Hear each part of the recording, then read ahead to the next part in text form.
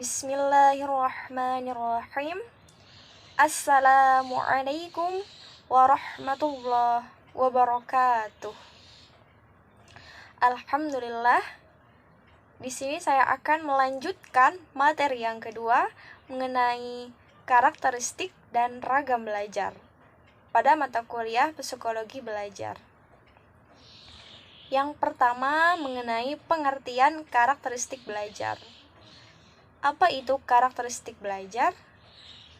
Karakteristik belajar pada umumnya bersifat menetap pada diri seseorang.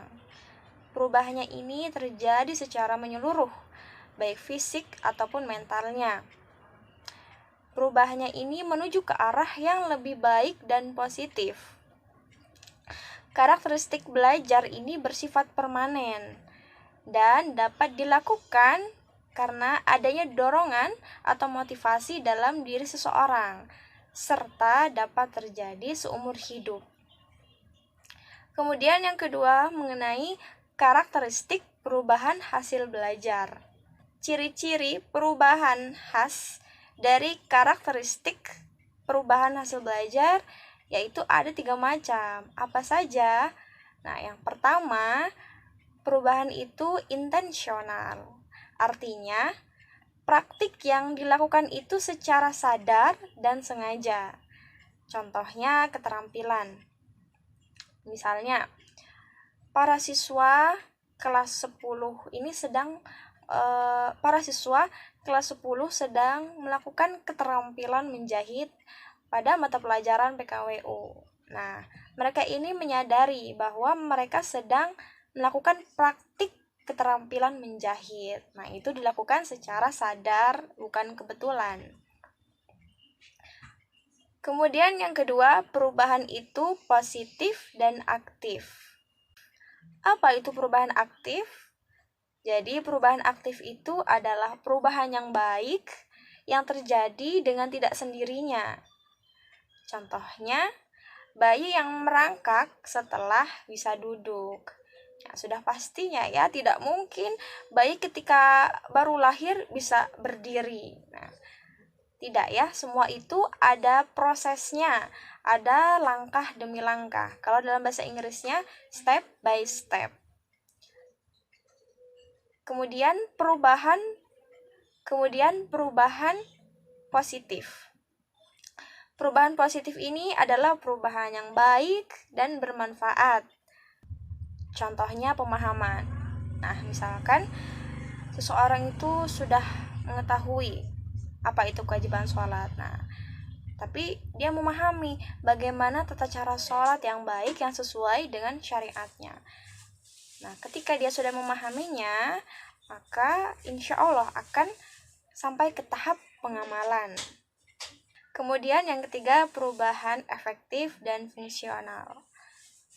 Nah, perubahan efektif ini merupakan perubahan yang terjadi karena adanya proses belajar yang efektif.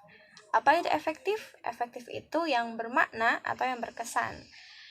Contohnya, ketika seorang guru sedang menyampaikan suatu materi, misalkan tentang hari kiamat, nah itu sampai memengaruhi siswa, sampai membuat siswa berkesan, terkena, mengenai hatinya gitu. Nah, seperti itu ya.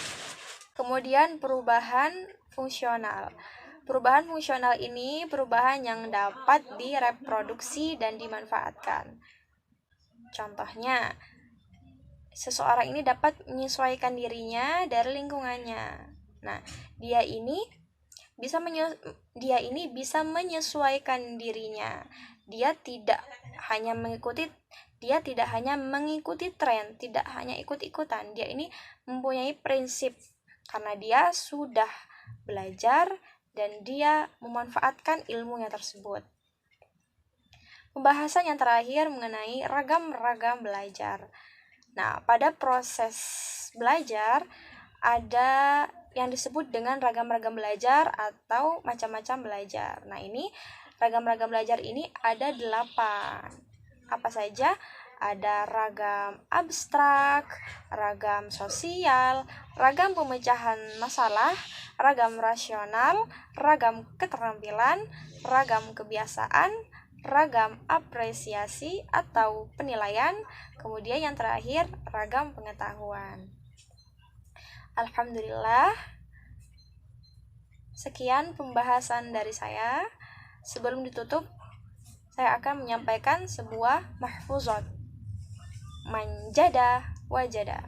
Barang siapa yang bersungguh-sungguh, ia akan berhasil.